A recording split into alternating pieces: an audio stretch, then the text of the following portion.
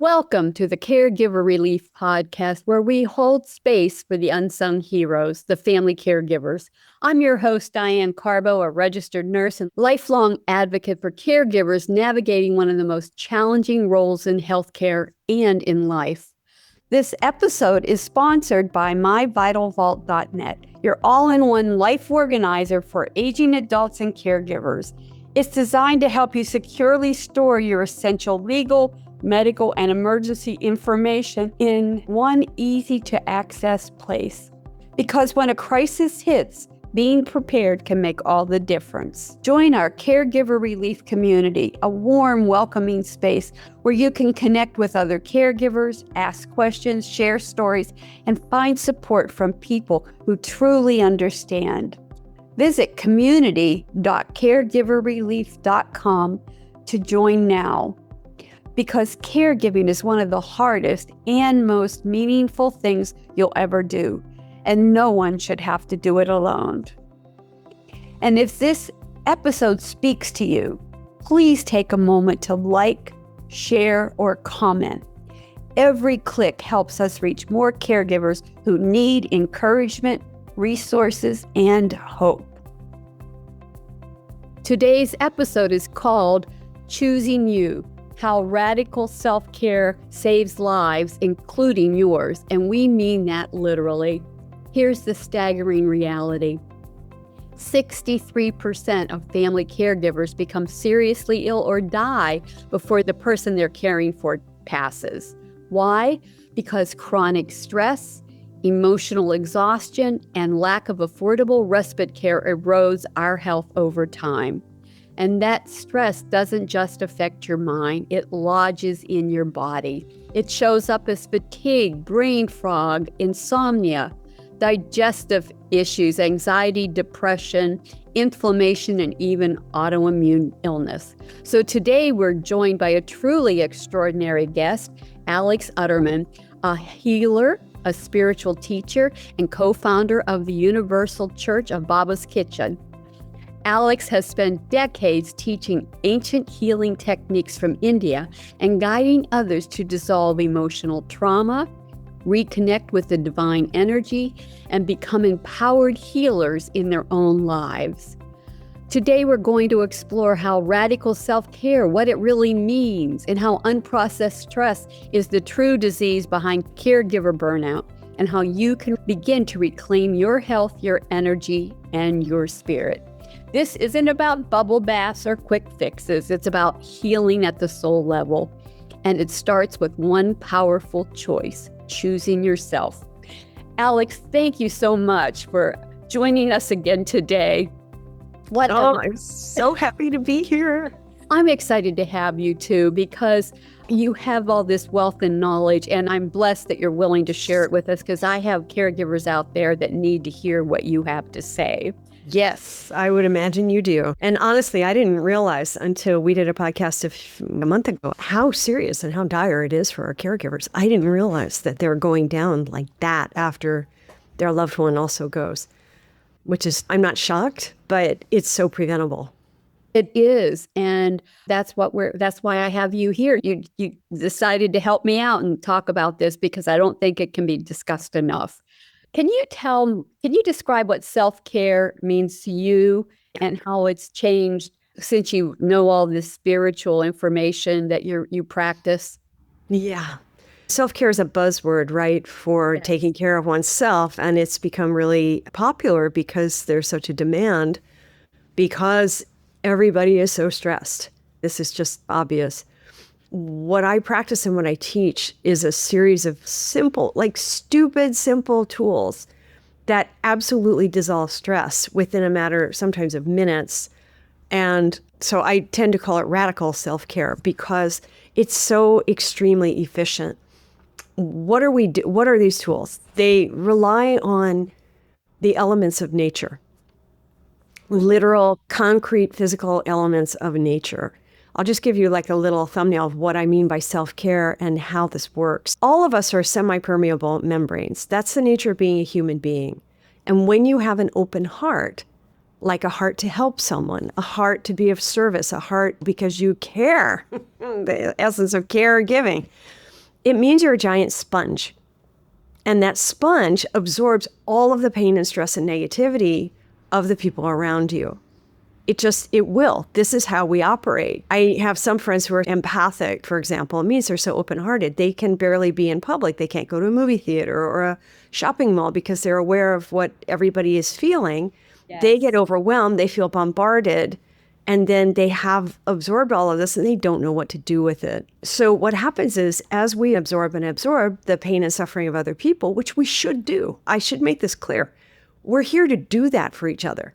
It's part of being human and having a heart. It's naturally we want to help each other. That's great. And I know that when a sponge is oversaturated, it's useless. It's absorbed and it's rendered dysfunctional, basically. It needs to be wrung out, correct? That's the nature of a sponge. Exactly. Okay. Our heart, you could call it like our soul battery linked to the heart, is very similar.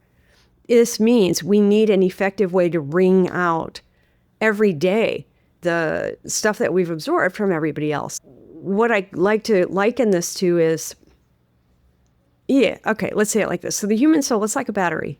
We can hold positive charges, we can hold negative charges. It's very funny how the human system is set up. We're like a kind of bags of water that hold charges, and we have like semi-precious minerals in us, right? I mean, it's very funny. We are like a battery system. And as batteries can hold positive or negative charges, both. Okay, good. Positive charges, a beautiful moment in nature that brings you to tears. You see a sunset or an ocean or a mountaintop or something, right? Or art or literature or a piece of music that moves you to tears, or a scene in a movie that's so beautiful, or two little animals frolicking, or a moment with a grandchild, or some beautiful thing that moves the heart. Why do we get tears in the eyes? It's because the soul itself is emitting that water element in our system. These are positive charges. We want to hold them in our soul battery, you could say. Negative charges, obvious stuff like being scolded, or an argument, or abuse, or trauma of any kind, or like the extreme cases, PTSD, like from our combat veterans who, as young people, did and saw things that nobody should ever do or see. That comes in a straight shot through the heart and lodges in the soul battery as a negative charge. Because it came with such force, in the case of, let's say, a really extreme trauma, it can't come out by any other means. It needs to come out by an equal pressure applied to it. It needs almost like a supernatural pressure to open the heart and get out that kind of thorn, that charge that's sitting in the soul battery. Okay, those are obvious charges that are negative. Even if you cut somebody off in traffic and they shoot you a dirty look, you feel it. Oh, yes, we absolutely. absorb these negative charges all the time. Okay, so fast forward to more subtle negative charges, which is the nature of healing. Anytime a human being facilitates an energy shift in another human being or group of human beings, where that recipient feels better at the end of, let's say, a conversation or an overt healing consultation or some treatment of some kind, whatever it is, there's an energetic shift, right? They felt like crap. Now they feel better. Classic example, your friend calls you. They had can I say that? They had a really bad day. Sorry. Friend calls you. They had a really bad day. And they're hurting, right? And they're traumatized and they're crying. And you, as a good friend, you listen with a big open heart, right? Great. At the end of an hour, your friend feels better. They offloaded some energy. Some stress got released. Okay, but where did it go? We know from physics, energy does not disappear. It merely changes state. Majority of it comes to the person who listened. And if we don't have a way to decharge, to pull that negative charge out of our system, it will rattle around in us. And then we will metabolize it and it will become part of our system. So what that means practically is check yourself after such a conversation. How do you feel? A lot of people feel very drained. Some people feel hyper. They want to go clean the whole house or go eat a whole Sara Lee chocolate cake. Or they're so irritated and jangled inside, they need to go for a walk. Or They need to fix a stiff drink or grab an edible or something. There's an energy imbalance. Yeah, because you absorbed the stuff that person released. And absent a process to decharge it, we're in big trouble. Okay, that's a simple example. Now, there is an exception to this, which I'll talk about. And the exception is when you know that you're an instrument of divinity or the universe or God or Jesus or whatever you want to call it, when you know that larger force is what is doing the active listening, for example, in this situation where your friend calls, you know that God is the healer. You are not the healer in that situation. 98% of what you've absorbed from that person goes straight back to source. But 2 to 3% of it will stay in our subtle energy system and until it is effectively decharged. That's to say, pulled out by really good energy tools that can actually dissolve that at the core of it. Okay, so in caregiving, not only we're dealing with the person who is suffering, right? You're taking on so much of their pain and suffering. Of course, you want them to feel better, right? You're doing all of the things throughout a day that are required to help somebody, whether it's giving them medicine or listening to them or massaging their feet or cleaning up after a bathroom or whatever it is. Not to mention if there are other family dynamics and other dysfunctions in the mix, which I'm sure they are. I've worked in hospice. I know that drill pretty well. Yes. It's not so much the person, it's everybody around the situation that is fraught. Yes. You're absorbing all of that all the time. And what happens is because we metabolize it over time, that starts to build up. Even if, hey, I'm doing God's work, I'm here in the middle of this situation, it's really divine is taking care of this person. I'm just the agent of it. I'm doing my best, but the results are in the hands of divine, whatever. Okay. Still, that 2 to 3% will build up and it will lead to burnout. It will also lead to PTSD. It will lead to physical breakdowns. Absolutely. It will lead to mental health issues. Yes. This is inevitable, or some combination thereof. So, for example, because I work with a lot of healers of all stripes, from Western medical to natural medicine to energy healers. A simple example is somebody who does massage, body work, right? They go into it with an open heart. They're taking care of people. Their hands are on the person. They're absorbing all of their stuff. And I've had friends who've gone through massage therapy training, and they were told by instructors, do not make this your primary source of income because you will burn out after 5 years. So they know what the problem is, but they don't have a way to address it. The finger is right on the issue. However, they don't know how can you actually offload it. I had a beautiful friend many years ago who she did a massage for somebody, a new client. She didn't know this person. And my friend said she's very empathic. She put her hands on a woman. She did 2 strokes. And my friend said she got so nauseated she had to go and throw up, which she did quietly. She came back and worked on this woman. And it was after the massage that the lady told her she had stage 3 cancer. Oh, my. Oh, happens all the time. Wow. Yes. Happens all the time. I cannot tell you the number of massage therapists who have come through my door who are like in their mid-20s, early 30s with ulcers and joint problems and are like gray when you look at their faces. Because they're big open hearts. They went in to do massage, for example, because they love taking care of people. And they're absorbing, and it's too much, right? So that's the problem. And where we see the symptoms, our system is brilliant. The human system is brilliant. It will tell us when we are overwhelmed and we need to decharge. And I'll give a simple decharging technique so everybody can practice it as well. But let's say average person, this isn't even in the trenches of caregiving. Average person comes home from work. They have a headache. They take a pill. Why do they have a headache? Because their system is screaming at them.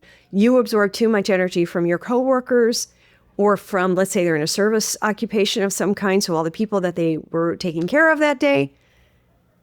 Can you imagine what customer service representatives have to deal with at the end of the day? Oh, they put up with a lot. Or waitresses or flight attendants or anybody in retail sales. People coming angry, entitled, unloading on them. It's happening to nurses too. And nurses, holy cow, yes, I have many friends in the healthcare world. Nurses, since COVID, are being attacked, literally. Yes, that's right. And attacked because they're not meeting the needs of their patients. And it's unrealistic. It's sad. Yeah. And I didn't have that type of experience, but I was very lucky. I did, you know what, I can see that a professional nurse and a family caregiver deal with many of the same things. Yes. The difference between the professional nurse and the family caregiver is the professional nurse at the end of the shift reports off and gets off the job and can de-stress or whatever, they decompensate. Some days are great where you feel like you've saved the world. And then there's days when you feel like such a total failure. And those are the days I would come home and take some meds and lay down because I was like, I can't. You just can't. That's right. I have a sister who worked in ICU at the height of the AIDS crisis in Washington, D.C. Oh, wow. And she got out of nursing pretty quickly. And she couldn't even talk about her experiences. One day we were sitting, she was folding laundry and she was drinking beer in the middle of the afternoon. I was like, whoa, girl. And she started to tell me some of the things that she had seen in the ICU wards. And she just cried and cried. And toward the end of that conversation, she said to me, you know, what I've noticed in nursing is that there are two kinds of nurses. There are the young, enthusiastic, open-hearted ones who want to get in and save everybody. And there are the old, bitter ones who've seen it all and can't anymore. And she said, honestly, I didn't see any, there's no in between there. There's these two extremes. And looking at it from the point of view of this build up to burnout, it makes complete sense. You go in all gung-ho and open-hearted, and you chose nursing, for example, because you want to help people. Because your heart is open. It's a noble profession, as is any kind of healing modality, a physician or a dentist or an acupuncturist or whatever. Everybody's going into the healing professions because they want to help, which, as I said, again, we should do that for each other. Yeah. But we need to know how to manage the energy. Otherwise, it will take us down. Caregivers don't always don't feel. No, and they don't have a choice. It is, as it were, thrust upon them. And then they deal with judgmental, uninvolved siblings and extended family members. They're brutalized, and they really do develop PTSD. Yes. And the other thing that with the pressure of the family caregiver in today's world is that they are actually expected to do things that were once done by professional health care providers. And all of a sudden, they have no education, no knowledge or expectations of what they're supposed to do, and they're terrified. Of course. They really are. And then they're afraid to ask for help because they seem like then people will think they're stupid or that they failed. And I'm like, oh, no, it doesn't work this way. No. And so the pressure is enormous. Yeah, it really is. And I can tell you right now that it is what is happening with the changes in our Medicare reimbursement is it's even gotten worse to the point where the family caregiver, I'm afraid we're going to lose 100% of them because we have nobody to take care of our seniors. We have a shortage of doctors, nurses, and therapists. They've cut the reimbursement rate so low that they're sending people home. I'm seeing unsafe discharges to home at unprecedented rates. Oh my God, it's going to get worse.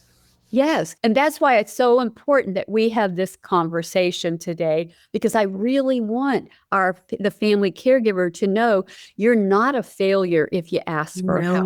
And that there are techniques that you can use to help you get through this, or people like you that Alx that they can reach out to and say, help. 1,000%. Yes. Okay, so let's talk about symptoms that your system is telling you need to get rid of this energy that you've picked up. Yeah. It could be physical pain, like a headache or sore muscles or leg or neck pain. That's pretty common, or back pain, right? At the end of the day, people are like, the caregiver is practically the person who needs care, isn't it? Just having absorbed all the stress all day from everybody in all directions. Okay. So it could be physical pain. It could be emotional mental health symptoms like anxiety, depression, obsessive thinking. One of the things that you see in the medical professions or in any service profession really is this inability to leave the work at home, right? To leave the work at work. Once you go home, it's still running around. You see this with psychotherapists a lot. The cases are still rattling in their heads. A lot with nurses. Did I hang that IV? Did I leave enough for them to hang? Exactly. Oh my God, what if I didn't? Didn't I? Is that person going to be okay? Yes. I have one friend who was on the front lines during the COVID pandemic here in LA, and he was in a hospital that everybody was scrambling, right? Because they didn't know how to treat this thing in the very beginning. And they figured out about proning people pretty early. And so he was proning, which is to put people tilted down so that the lungs can drain so they can breathe. And he had some people that he was proning like every hour on the hour. And he said, I would go to the parking lot, I would sleep for a few hours in the hospital. He never even went home. And then he said, I would get up after 4 or 5 hours and go back in and keep proning these people because he said, I knew if I didn't, they would die. Yes. This kind of stress. So not even being able to leave it just to get sleep. Sleep disturbances are another mental health symptom that will come when your system is screaming at you that you need to decharge. You need to dissolve and offload the stressors that you've taken in. That could be insomnia. It could be restless sleep. It could be nightmares, obviously, like classic PTSD symptoms, right? The little triggers that suddenly send you into a disproportionate response of some kind, or plagued by nightmares, or all of it. Eating disorders can happen. It could be you feel queasy all the time, can't eat, or you're suddenly obsessively eating. It could be even going into bulimia, anorexia as a result of all this stress that's coming to your system. All of these things are telling us it's our system putting out all the alarm bells and saying, you need to decharge. We are overwhelmed in this system. You need to get these negative charges out of your system. So the tools that I teach, I've been teaching these now for 25 years. Wow, it's amazing. They came from ancient India, and they're stupid simple. As I said at the beginning, they're like falling off a log backwards, and they're so intuitive. You wonder why we didn't know all this before. In short, and it's a much longer discussion, obviously, but in short, we're linking to the elements of nature. What do I mean by the elements of nature?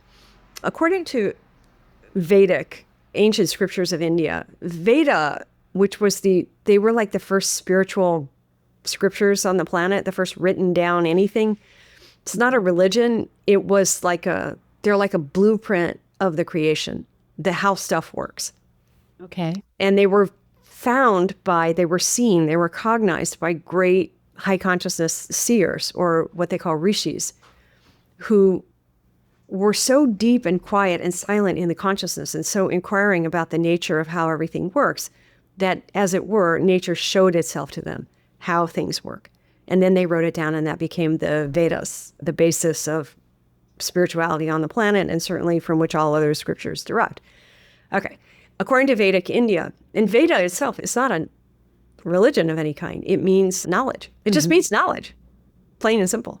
You could make the case that Hinduism, per se, derived from Vedic understanding. These are not the same thing. Anyway, they found out, from their research, that the human system, that everything in this creation is composed of the 5 great elements: the earth, the fire, the sky, which is like ether or the akasha, the water, and the air.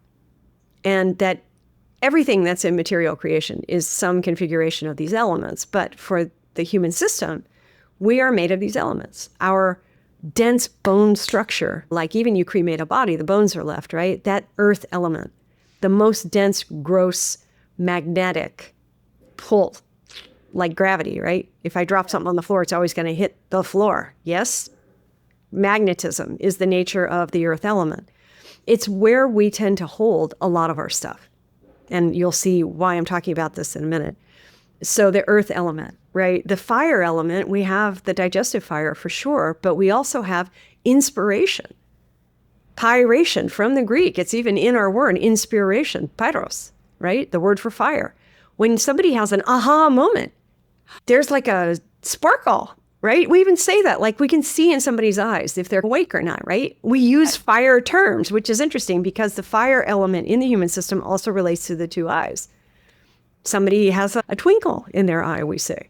Oh, they're awake, versus somebody who's pretty covered over and somnolent, like their flame is dampened. So No, I can relate to this, and I'm going to relate to it because my family caregivers, so many of them deal with dementia. And when you see a person with dementia, a lot of times their eyes are just glazed over. They don't know who you are. They don't know anything. And then there are flickering moments where yes, where they actually see you, they recognize you. And that's why they call it the long goodbye, because you're always hopeful that person's going to come back out to you again. So what you're saying to me really makes sense. Yes, fire element. And it relates to the two eyes, as well as the digestive fire on the material level and the inspiration, the creativity, the expression.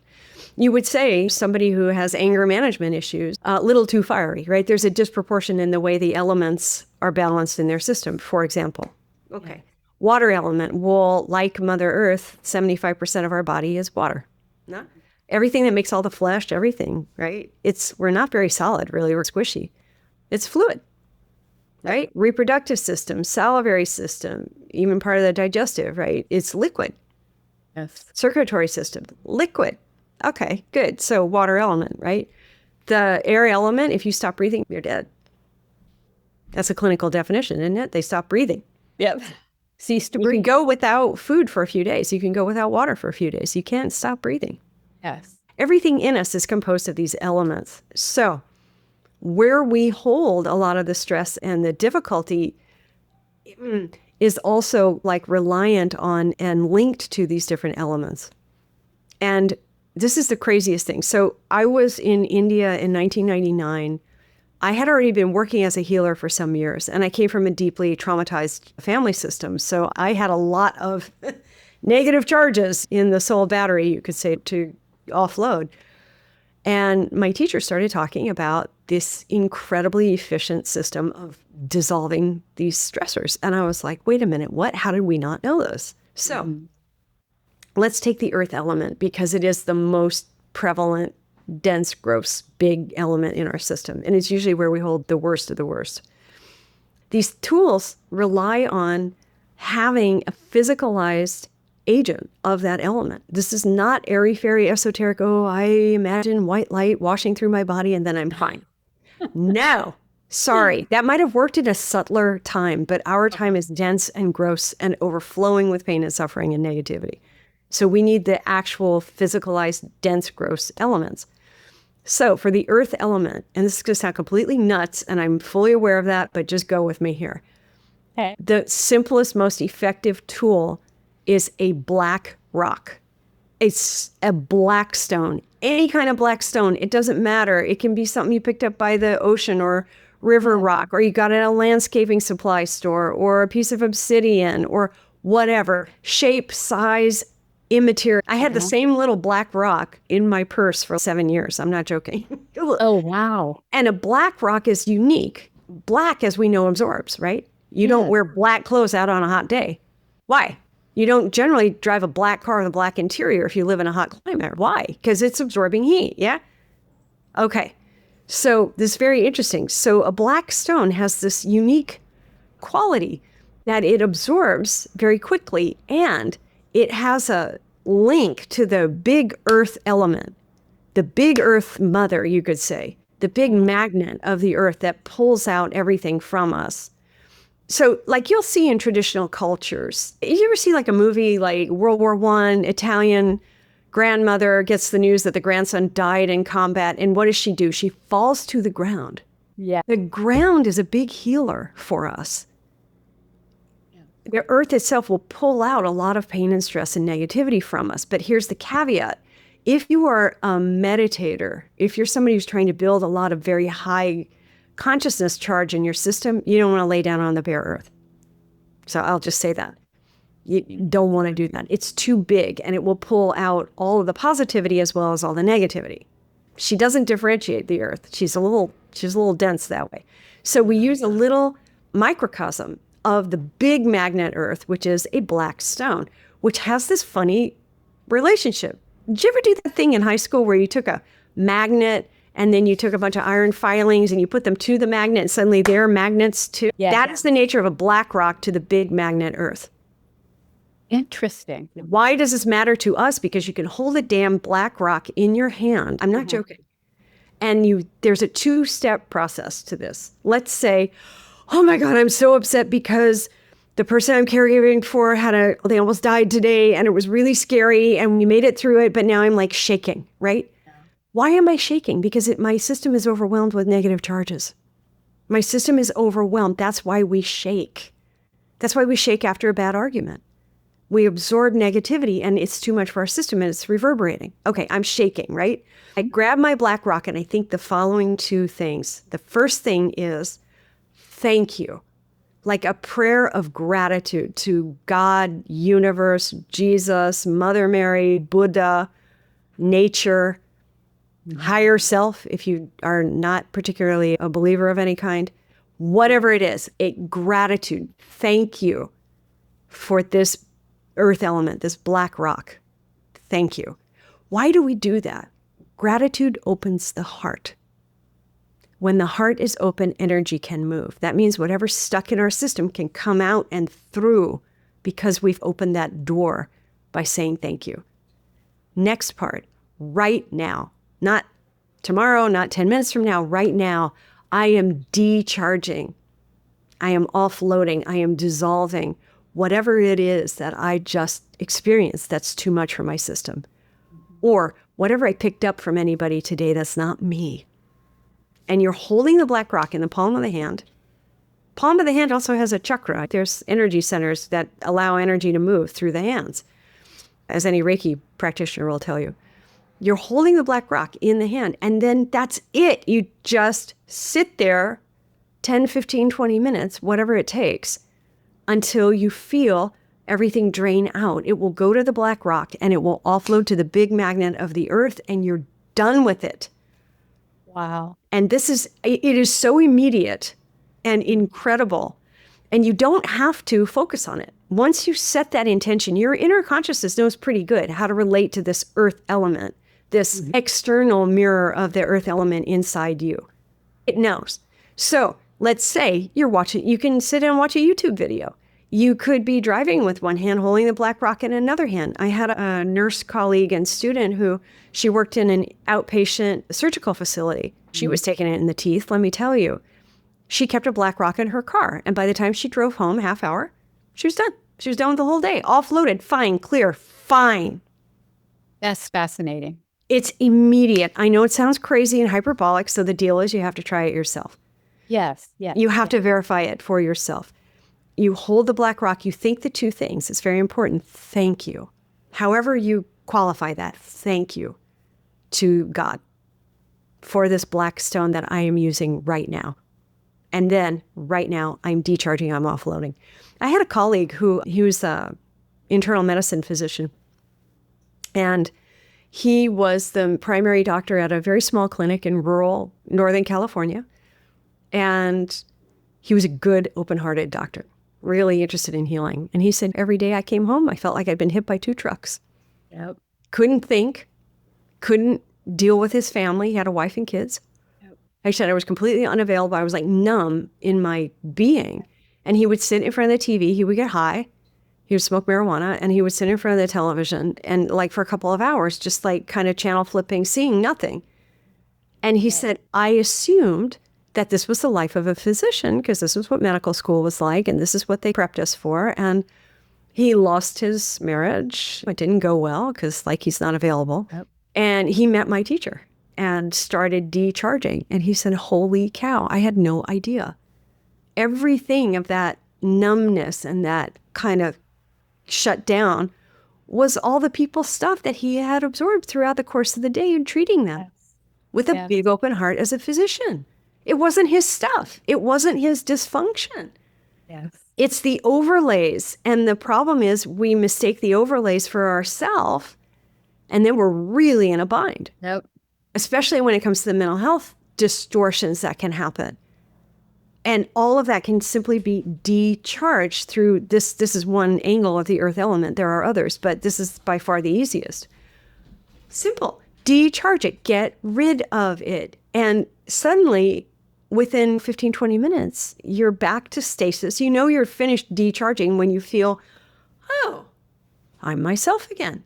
Oh my gosh. I don't have all that upset and that Sturm und Drang running anymore. I'm okay. Oh my gosh, I'm okay. Wow. And this also, back to self-care, when we recognize what is the self versus this kind of overwhelmed, covered over version of ourself that's completely distorted because of all the other stuff that we've absorbed automatically without our notice. When you actually get down to this part that is, you're like, oh, I'm actually okay. Oh my gosh. And it doesn't mean that the next wave won't hit. It will. It will. I had a student who was a psych nurse at UCLA here in LA. And you know what that's like. Yeah. They're coming in the straitjackets. They're coming in full mental breakdowns and total psychotic everything, right? And have to be restrained and like craziness. And the staff is all wild because they're all absorbing all this. Yep. She kept a black rock in her lab coat. Per episode, that woman was decharging. She wasn't saving it up to the end of the day. Hell no. And she made it through. And she was like, I can't believe the difference. I can function in this environment. Whereas before she was just completely like, she was kind of neurasthenic herself. You know what? I understand that. It used to, nurses a lot of times now are working 12 hours, 12-hour shifts. And it literally takes them, Alx, then they're off for 3 or 4 days. Yeah. It takes them that long to de-stress. Yep. And then the day before, because I experienced this as well, the day before I had to go back to work, I would get physically ill. Of course. My stomach would hurt, my head would hurt, and I knew that it was because I didn't want to go back to work. And I started looking at other avenues of nursing because it was just getting too much. But this is the problem with the caregivers. They don't have a way to run around. They don't have a break. Yeah, they don't have a break. They don't have anybody to pass it on to. And they are getting bombarded with negativity every second. Yeah, that's what I love. Little technique. I'm like, I was thinking I'm going to have to find a boulder to hang on to. It's size. Size does not matter, contrary to what some people would like to tell us. It really is immaterial. It can be a tiny little, seriously, I kept the same one in my purse for 7 years. I always had a little black rock because you never know when something's going to happen when you just want to decharge it. And the thing of it is that going to the energy level is so effective because you don't need the story. Yes. You don't need all the analysis of all the emotions around the thing that happened that made you upset or that you feel suddenly the weight of the world is in your heart and you just can't function and you have to function, right? You don't need the story about all that.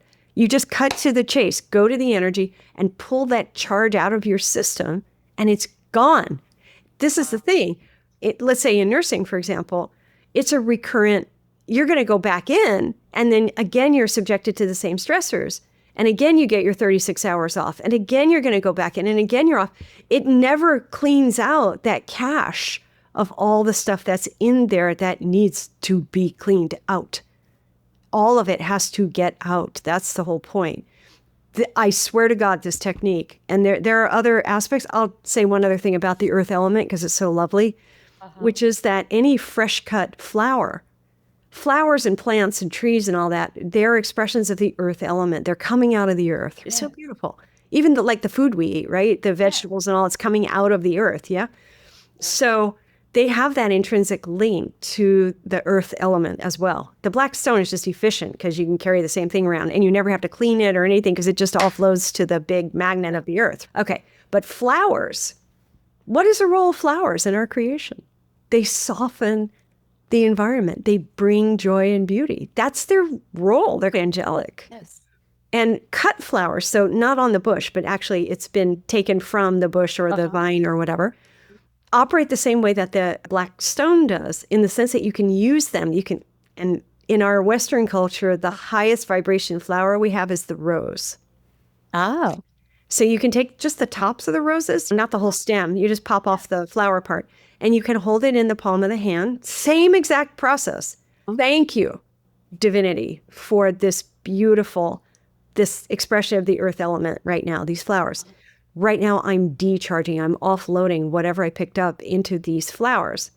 And the same exact process, you'll see they'll turn brown sometimes. It's amazing.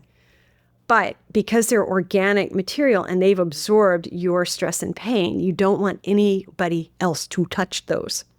Oh. Different from the black stone, which will offload it straight to the earth.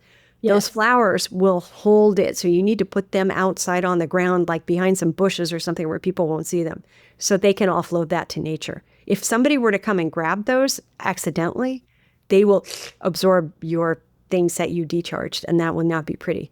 I've seen that happen, and it's really ugly. But here's the thing. In our culture, we intuitively have a feeling about flowers. Yes. We do. When the old cliche was husband and wife had an argument, what's he supposed to do? He's supposed to go get her flowers. Why?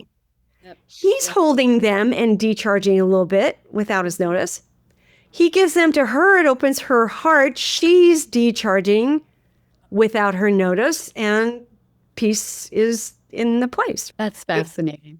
I used to do body work and massage and breath work with people, and I always had roses just instinctively. I liked roses, and I'd always have a bunch of roses around my massage table and in the room, and the ones closest to the table used to wilt first, and I couldn't figure it out. I was like, what is going on? Why is that happening? I don't understand this. Yeah. Why do we bring flowers to a sick room? That was the tradition, right? You go visit somebody in the hospital, you bring them flowers. They soften the environment and they start to automatically absorb some of the pain and stress. Wow. Seriously. So here's the thing. Back in the day, we were in Santa Cruz, California, and a young man came who was the manager of the local psych ward, intake part of the psych ward at the local hospital. God bless him. And yeah, God bless him. And talking with him, he said, it's not only all the episodic stuff that comes in the door, but it's the staff can't stand each other. They're all fighting with each other all the time because they're, of course, absorbing all the crazy, right? This is the deal. So they're all edgy and they're all blah, and they can't deal with each other, which is unfortunate because they have to have staff meetings and they have to work together and that. So we said, okay, so try an experiment. Actually, he said, here's the weird part, because we explained decharging. And he said, here's the bizarre part. They're all gardeners. Oh. Everybody who works in that psych ward were amateur gardeners at home, and they weren't growing veggies. They were all growing flowers. And so we said, great. So here's the experiment. Everybody bring in bunches of flowers from their gardens. Try it for a couple of weeks. Put them around the psych ward and see if it makes a difference. And he came back in a few weeks later with his jaw on the ground and said, okay, first off, the flowers were all dead by the end of the day, like completely munched. And he said, and everybody's dealing with each other better. Yes. So what the flowers were doing was helping buffer. They were absorbing some of the crazy negativity that was coming in with the people who were coming in dire straits to the psych ward, to the point where the people in the psych ward weren't absorbing so much themselves because the flowers were doing some of the hard work. So this is a clue also for caregivers. If you can try to have fresh flowers in the place where you are doing the caregiving, try to keep fresh flowers, any bouquet of any kind of flowers. Roses are the highest vibration, but you can't always get them, or they're a little pricey or whatever. Any fresh cut flower. It can be wildflowers from outside or from roses you pulled off of a neighbor's garden or whatever. But try to keep those in the room with the person who is ill. And if you can keep them, if you're there on a many hours a day kind of basis, maybe you're just sitting quietly reading while they're sleeping or whatever, try to put some of the flower bouquets between you and the person.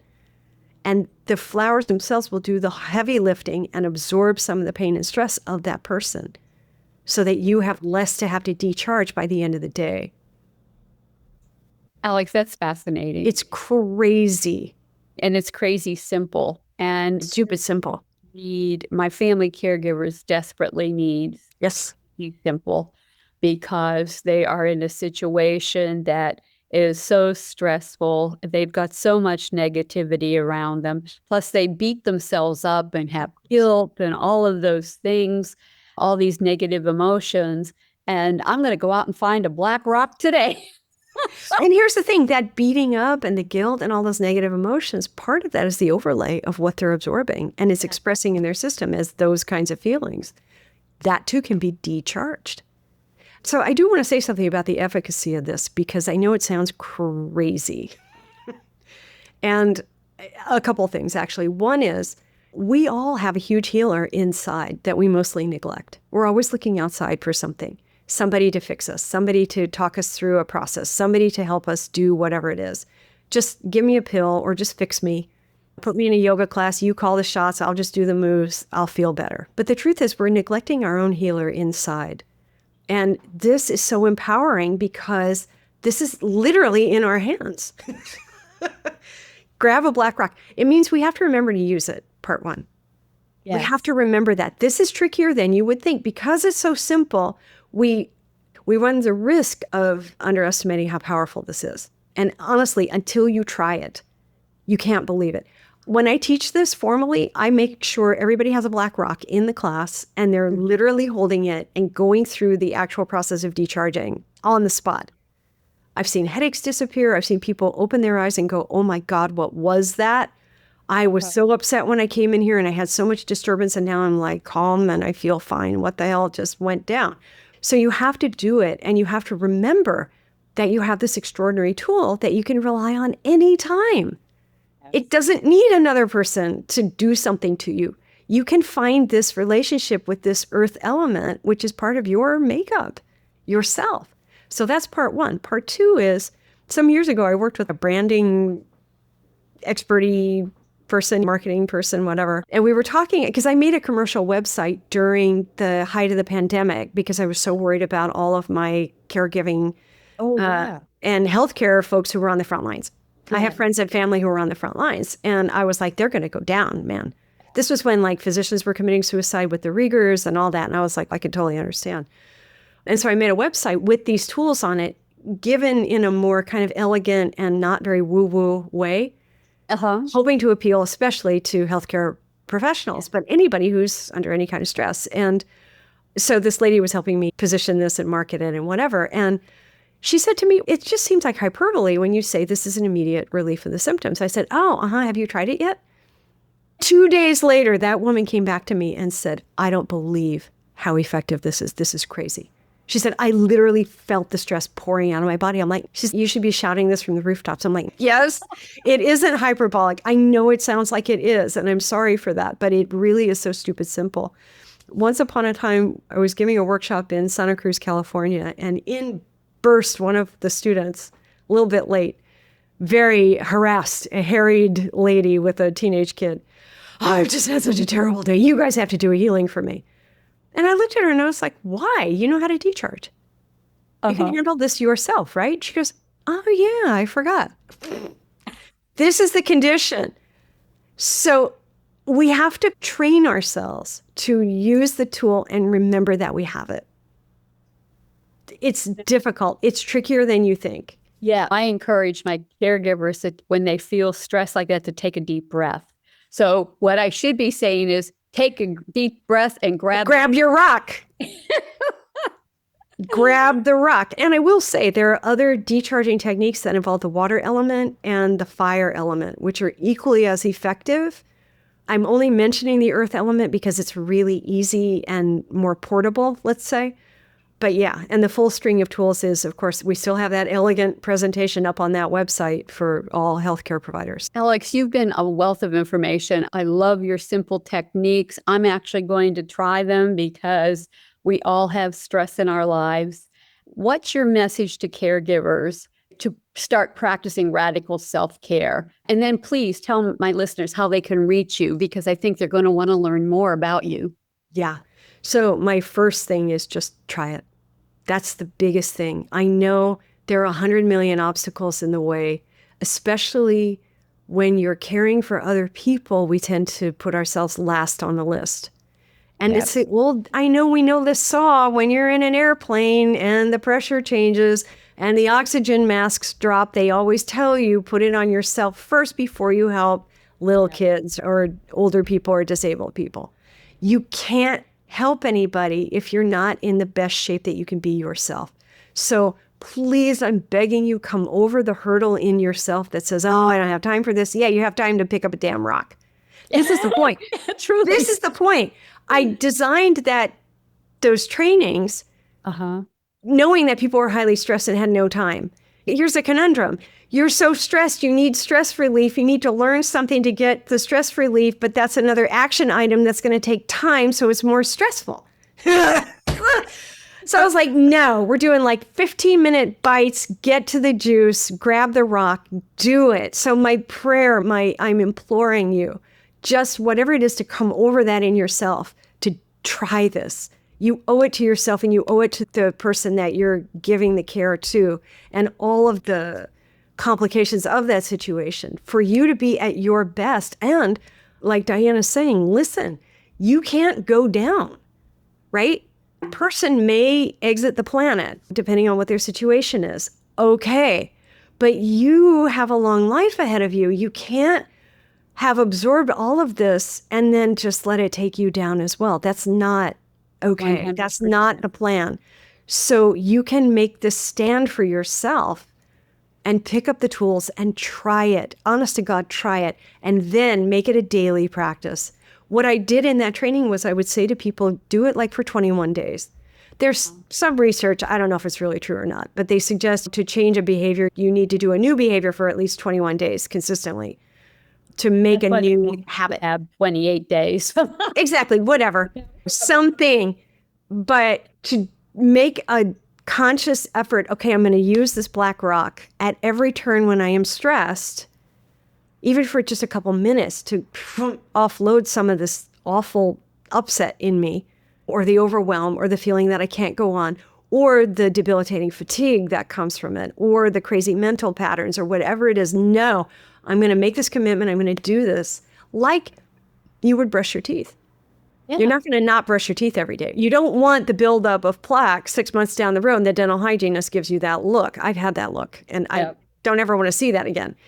It's basic self-care. We brush our teeth to prevent the buildup. This is exactly the same idea, but it's more on the psychic gloves buildup level. So make the commitment to do it and then stick to it and see what happens. Pay attention inside. Do I feel better? Oh my gosh, do I actually feel better? Easily done and affordable. And can I, I know. And can I be of more help than with this reservoir of peacefulness that's in me that I didn't carry before? Alx, tell my listeners how to find you. For those tools, energeticsofselfcare.com. The energetics, the energy of self-care, right? energeticsofselfcare.com. And there's the whole array of decharging tools. There's also a meditation tool that's similar, stupid simple. You can use it while you're doing your caregiving. And it creates like a kind of bulletproof around you so that less stuff comes in and it gets absorbed, so that by the end of the day, you have less to have to manage and decharge as well. So there are 2 sets of tools on there. And also my main day job is ucbk.org. That's the real woo-woo, spiritual, how does healing work, and more deep practices and all that around this. But energeticsofselfcare.com is the how to manage your stress energy. And I've seen it save lives. Really, I have seen it save lives. I do want to say, amongst my friends and family who were on the front lines in the COVID pandemic, those who knew how to decharge, they're fine. Yeah. Those who didn't, oh my gosh, they're all the mental and physical still struggling cases you would imagine. Yep. I believe it.